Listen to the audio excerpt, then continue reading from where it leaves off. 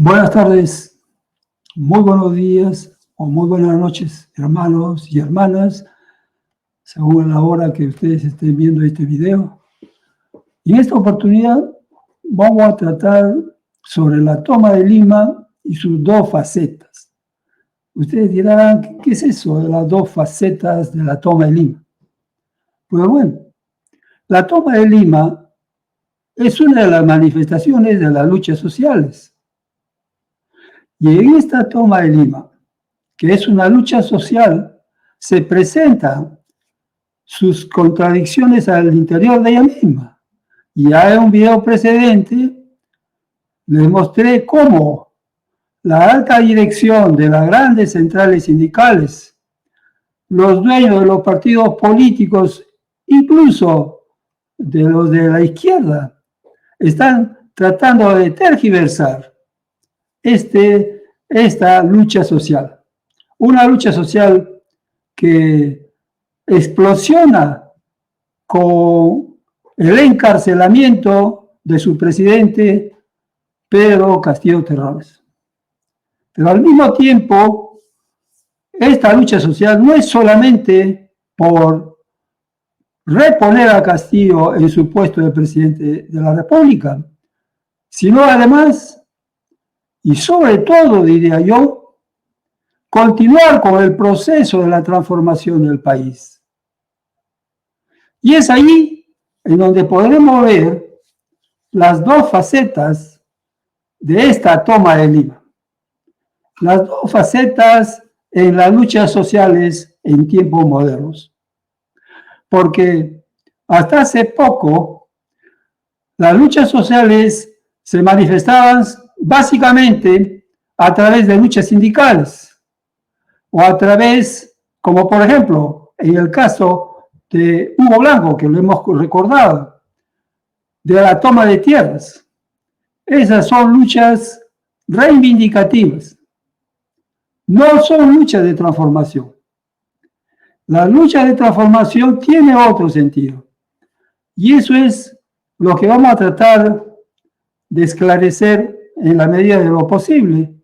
Estas dos facetas de las luchas sociales, estas dos facetas que se presentan actualmente y que están en pugna al interior de los hermanos que están dirigiéndose hacia Lima para concentrarse el 19 de julio en las grandes avenidas, en las grandes plazas, a las cuales yo digo, es un momento oportuno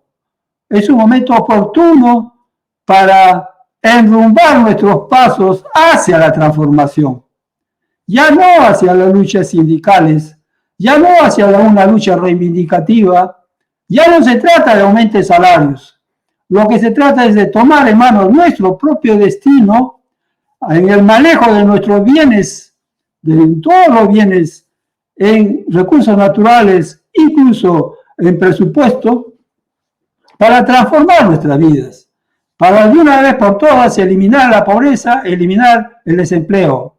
Es una cosa muy diferente, tiene una dinámica muy diferente, tiene elementos muy diferentes a lo que ya estábamos acostumbrados a las luchas sindicales.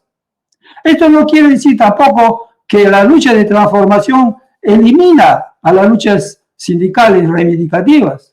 No, solamente que son dos formas de manifestarse en las luchas, actualmente en las luchas sociales, a las que mayormente hemos estado acostumbrados, y desde hace siglos hemos estado acostumbrados a las luchas reivindicativas. Por ejemplo, uno histórico, famoso, es la conquista de las 8 horas de trabajo. Esta es una lucha sindical fuertísima, costó la vida de muchos hermanos, y es por eso, y gracias a esa gran lucha, es que hoy día ya no se trabaja 20 horas por día, ya no se trabaja sin descanso, se trabaja 8 horas por día, y aún más, se ha mejorado todavía esta posición a través de otras luchas sindicales. En el caso de Francia, solamente se trabaja 35 horas por semana, ya no las 40 o las 48 horas. Estas son luchas sindicales, luchas reivindicativas. Pero lo que últimamente se está mejor precisando son las luchas de transformación, que ya no solamente se exige un aumento de salarios, mejores condiciones de trabajo, bajar el número de horas de trabajo. Hoy día lo que se trata es que el mismo pueblo tome en sus manos su propio destino, que él mismo maneje su propia economía, que ya no sea dependiente ni de los políticos corruptos y miserables, ni de gobiernos que lo asesinan, sino que sea el mismo pueblo, bajo una cierta metodología, bajo ciertos mecanismos, que transforme su vida y él mismo lo enrumbe, como eso fue durante más de 300.000 años en la historia de la humanidad. En esos más de 300.000 años es el mismo grupo social, son las mismas personas que manejaban el entero de la actividad socioeconómica. Hoy día solamente estamos dependientes del salario y nuestras luchas fundamentalmente son por el salario. Pero eso no nos conduce a gran cosa, ya lo estamos viendo. Siempre estamos en la miseria, siempre estamos en la desocupación masiva, siempre estamos en la extrema pobreza. La mayor parte del Perú profundo vive en esas condiciones. Entonces, en el Perú y en otras partes del mundo, nos estamos encaminando a la lucha de transformación. Y esta lucha de transformación se está viendo igualmente en esta toma de Lima. Ya no se trata solamente del escarcelamiento de Pedro Castillo, ponerlo en su puesto de presidente de la República que le corresponde, y también por eso se está luchando. Pero no solamente eso. Lo que queremos es ir más allá. Lo que se va prometiendo en las calles y en la plaza desde hace ya muchas décadas. Se está prometiendo la transformación, la gran transformación, incluso como lo dijera Ollanta Humala. Esa gran transformación, ese gran cambio, es lo que hoy día está en pugna. Pero hay una gran diferencia entre las luchas sindicales y la lucha de transformación. Hermanos, y eso es importante que nosotros lo veamos. Por eso es que hay dos formas de luchas sociales. Una, la reivindicativa, generalmente yo la llamo una lucha de reforma, que es necesaria, cierto, que vamos a continuar en ese tipo de lucha, cierto, pero que eso no nos lleva a manejar nuestra propia vida, porque ese tipo de lucha no nos saca de la pobreza, no nos saca de la desocupación. Como pueblo, pueden algunas personas mejorar su vida, siendo, por ejemplo, empresarios, convirtiéndose en profesionales, yendo a la universidad, a las escuelas y los colegios, obteniendo mejores trabajos, ¿cierto? Individualmente. Pero la sociedad sigue, como el caso del Perú, sigue durante mucho tiempo con millones de desocupados, con millones en la extrema pobreza. Y eso no se logra con una lucha de reforma. Eso se logra con una lucha de transformación, como lo veremos. Y todo el asunto está en una cosa bastante simple, que lo vamos a ver a la ayuda de este pequeño cuadro. En este pequeño cuadro, y haciendo una explicación en tiempos modernos, en donde la empresa es la unidad celular de la actividad económica, toda empresa tiene estos tres componentes. Tiene las materias primas, esta parte, las materias primas, los salarios y la ganancia. Esos son los tres componentes de la estructura de una empresa. Las materias primas es el pasado en términos económicos, lo que ya fue fabricado. Luego viene que a eso es necesario añadirle la fuerza de trabajo para que, si se trata, por ejemplo, de una fábrica de calzados, darle la forma a esos calzados para que puedan ser vendidos. Una vez que el producto está fabricado con la ayuda de los asalariados, que tienen un salario, se lleva a la venta. Y ahí tenemos el precio de venta. Y cuando descontamos al precio de venta lo que se gastó en materia prima y en salarios, nos queda las ganancias, esa tercera fracción. Y ahí está todo el problema. Porque en las luchas de reforma, en las luchas reivindicativas, solamente nos hemos focalizado en los salarios.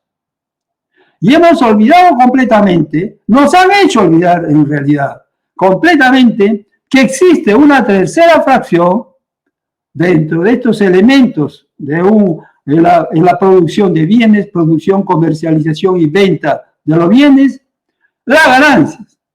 Porque la ganancia los asalariados nunca lo ven. La ganancia siempre se lo lleva el patrón, el que puso el capital, él se lo lleva. Y entonces nosotros siempre hemos estado focalizados en los salarios. La lucha reivindicativa, como por ejemplo las 8 horas de trabajo, es para mejorar nuestras condiciones de trabajo. Los aumentos salariales están en juego con eso. Son luchas reivindicativas y a la que le llamo la lucha de reforma. Pero la lucha de transformación es totalmente diferente. La lucha de transformación se orienta hacia las ganancias. Hacia las ganancias. Es la ganancia que está en cuestión. ¿Por qué? Porque precisamente el origen de la pobreza en los países, en el mundo, es el hecho de quién se lleva las ganancias. Y en tiempos modernos, el que tiene el capital es el que se la lleva todo. Y fundamentalmente se lleva la ganancia. Esa es la diferencia entre las luchas de reforma y la lucha de transformación. Porque en la lucha de transformación lo que se está buscando es que las ganancias, la totalidad de las ganancias, vuelva a la población, a esa población que lo trabajó, que produjo el bien, que lo comercializó, que lo vendió, pero que nunca es dueño de la ganancia. Siempre el dueño del capital es el que se la lleva todo. Entonces, ahí hay una gran diferencia. Y en la toma de Lima, precisamente, se está viendo esta diferencia al interior. De aquellos que propugnan por la transformación del país, porque Castillo recupere su libertad, pero que al mismo tiempo ponga en marcha la transformación del país al cual se prometió y no lo ejecutó en ningún instante.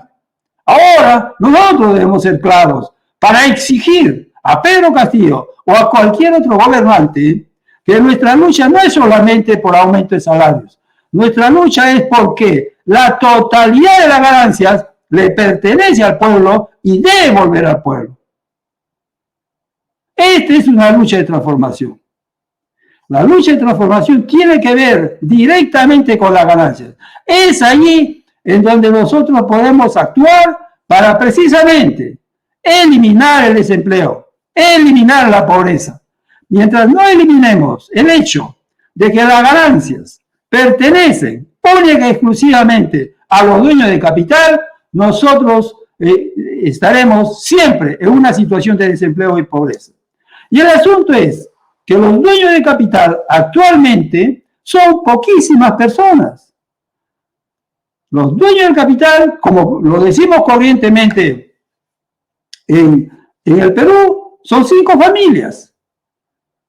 Pero el Perú está compuesto de 33 millones de habitantes. ¿Cómo es posible que solamente 5 familias se lleven la totalidad de la ganancia generada por todo un pueblo y ese pueblo solamente se quede con salario miserable? Con salario justo para vivir y seguir trabajando al día siguiente. Mientras que ellos, aquellos que han producido ese objeto, que incluso lo han comercializado porque son obreros, empleados, los que lo comercializan y lo venden, ellos van a seguir con salarios miserables. En tanto que el dueño del capital, que son unas cuantas personas, ellos se llevan la totalidad de la ganancia. Esto es lo que tenemos que discutir en las plazas, en la marcha del 19 de julio. No se trata solamente de la libertad de Castillo, de la reposición de Castillo. Se trata de nuestro futuro. Estamos peleando por un futuro. Y Castillo, incluso en las calles, antes de ser gobernante, prometió la transformación, prometió un cambio, prometió que ya no haya más pobreza en un país rico. Entonces, exijamos eso, pero seamos conscientes de lo que estamos exigiendo. Si no, siempre estos miserables nos pasearán, como se dice vulgarmente. Siempre estos miserables nos llevarán por diferentes caminos. Como por ejemplo, hablándonos de la nueva Constitución, de la Asamblea Constituyente. Todo eso es cierto, es bonito y es cierto, y es necesario que exista una nueva Constitución que ser producto de una asamblea constituyente, cierto, pero cada cosa en su momento. ¿Cómo podemos hacer una asamblea constituyente, una nueva constitución, si los poderes fácticos siguen manejando al país y a todas las personas al interior, a la mayoría de las personas al interior del país? Ellos tienen un duro 50%, que justamente se peleó para que Pedro Castillo sea reconocido como presidente de la República. La diferencia fue corta. Y es porque ellos manejan el capital, manejan las empresas y ellos coaccionan a los trabajadores diciéndole, si tú votas por Castillo, ya no tendrás trabajo mañana. Si tú votas por Castillo, ya no tendrás casa. Una serie de mentiras, pero que es una realidad. Son ellos los que dan el trabajo. Entonces tenemos que cambiar. Seamos nosotros mismos los que queremos las empresas. Seamos nosotros mismos los que pongamos los niveles de sueldos y salarios. Y seamos nosotros mismos los que repartimos la totalidad de la ganancia hacia la totalidad de la población. Es decir, seamos nosotros mismos los que ponemos el capital. Ya esto yo les explicaré más adelante, pero que quede claro. Son dos tipos de luchas sociales totalmente diferentes. Esto hay que hacerla, porque hoy día, en la toma de Lima, la mayor parte de los grupos están coaccionando solamente o para la libertad de Castillo o para una asamblea constituyente y un nuevo Congreso. En todos esos casos nos están llevando al fracaso. A una vez más, a seguir el pongo de ayer, ser el pongo de ayer, el asalariado de hoy día, el esclavo de ayer, a seguir siendo la bestia de carga. Tenemos que manejar nuestra propia vida con nuestros propios recursos. Tenemos las posibilidades de hacerlo. Lo hemos hecho antes.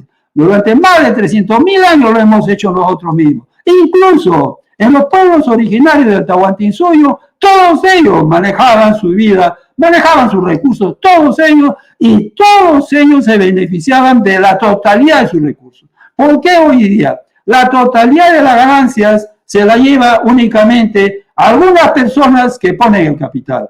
Y algo más, fíjense. Los salarios, la dinámica de los salarios, que es importante tomar en consideración. Te dan un salario de 1.000 soles y al fin de mes no te queda nada. Ya lo consumiste en su totalidad. Tienes que seguir trabajando para tener otros 1.000 soles y para seguir consumiéndolo.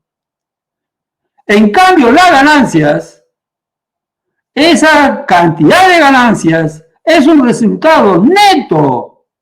No está para el consumo, está para que el dueño del capital lo oriente a una nueva inversión cuando él quiere, a una reinversión si él quiere, y lo sigue acumulando. Pero lo más importante es, si en un primer año las ganancias que él tuvo son de 100 soles, para decirte así simple, esos 100 soles lo acumula.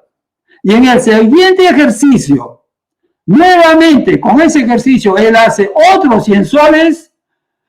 Los obreros, al final del segundo ejercicio, tienen 0 soles. En cambio, él tiene 200 soles, porque los acumuló. Y nosotros sabemos que las ganancias son miles de millones de dólares. Y son miles de millones de soles que se van acumulando y acumulando. Por eso es que hay las grandes desigualdades. Mientras que el obrero sigue consumiendo el salario que le dan, no le queda nada o casi nada para el ahorro o para una inversión. Y cuando quiere hacer una casita tiene que pasarse 40 años para hacer su casa. Y cuando lo terminó, él ya está muerto. En cambio, los que manejan las ganancias en el sistema actual, cada año engrandece, crece su capital, porque su capital es neto, no está destinado al consumo. Él lo tiene y lo invertirá cuando él quiera, como quiera y en donde quiera. Ese capital que se hizo acá en Perú, como ustedes lo ven, resulta que se invierte en otra parte del mundo, se va hacia la otra parte del mundo. Y no queda en el Perú casi nada para reinvertir en el Perú incluso. Porque los que dieron el capital, los que hicieron florecer, por decirte, la minería, todas esas empresas en sus ganancias van hacia el extranjero. porque la mayoría de las empresas son del extranjero. Entonces, son dinámicas diferentes. Y fíjense, comenzamos hablando de la lucha social. Esto hay que entenderlo. Las luchas sociales son de dos tipos. Nos han acostumbrado a solamente quedarnos en la lucha de reforma, en la lucha de reivindicación, que es importante, como la conquista de las 8 horas. Pero no es suficiente. No es suficiente porque nosotros somos dueños de los recursos de la naturaleza y de nuestra propia fuerza de trabajo, con el que se convierte esa naturaleza en bienes económicos para vender. Somos nosotros los que hacemos eso. Pero ¿por qué ciertas personas, ellos se lo van a llevar el resultado neto, la ganancia, el resultado neto de esta actividad económica?